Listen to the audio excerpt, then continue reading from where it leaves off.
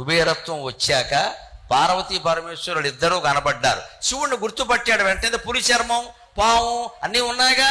కానీ అమ్మవారు ఎలా ఉందంటే ఆవిడ ఊరుకో రకంగా ఉంటుంది. అమ్మవారు మీరు గమనించండి. అమ్మవారు అంటే 60 ఏళ్ళు ఉంటాయి, పెద్ద ఆవిడ. మా ఆవిడకి లేవేటి, మా అమ్మకి లేవేటి, అలాగే పెద్ద ఆవిడ లేదు. కైలాసంలో కనిపించిన అమ్మవారు ఎలా ఉందంటే 16 ఏళ్ల అమ్మాయిలా ఉంది. వచ్చి శివుడు భుజం మీద ఒయ్యారంగా చేయేసింది. వాళ్ళ ఆయన సరదాకి వేసింది ఫోటో దిగుదాం. తపస్సు చేసినా మానవుడే. ఎలా ఆలోచించాడంటే 16 ఏళ్ల అమ్మాయి శివుడు భుజం మీద చేయేసింది ఏమిటి అని వీడికి అసూయ వచ్చింది. నేను ఇన్నేళ్ళు తపస్సు చేశాను, నేనే శివుణ్ణి ముట్టుకోలేదు, ఈవిడెవరో అమ్మాయి వచ్చి శివుణ్ణి ముట్టేసుకుంది. ఏమైనా సరే దేవుళ్ళు కూడా అందమైన ఆడవాళ్ళకి లొంగిపోతారా అనే దురభిప్రాయానికి వచ్చి అమ్మవారికి అదో రకంగా చూశాడు. అందుకని ఆవిడ చెప్పించింది, నీకు 1,00,000 కోట్లున్నా సరే నీ కుడి కన్ను గవ్వగా మారి పైకి కిందికి ఆడుతూ ఉంటుంది, ఎడమ కన్ను గోళం ఎర్రగా మారి కుడి కంటికేసి చూస్తూ ఉంటుంది. నీకు ఈ గుడ్డితనం తప్ప. ఎన్ని తప్పుడు ఆలోచనలు ఉన్నా భయపడాల్సిన అవసరం లేదు.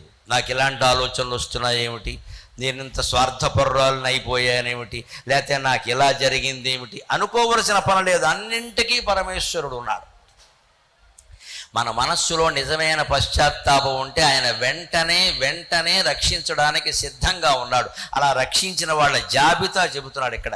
రక్షించితే విగదా రవిసూను తలదన్ని చిరకృపామయ బుద్ధి శ్వేతకేతు.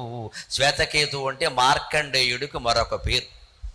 మునికుమారుడు మృకండు ముని కుమారుడైన మార్కండేయుడిని శ్వేతకేతుడనే నామాంతరం కలిగిన బాలుణ్ణి ఆయన రక్షించిన కథ మార్కండేయ కథ అందరికీ తెలుసున్నదే.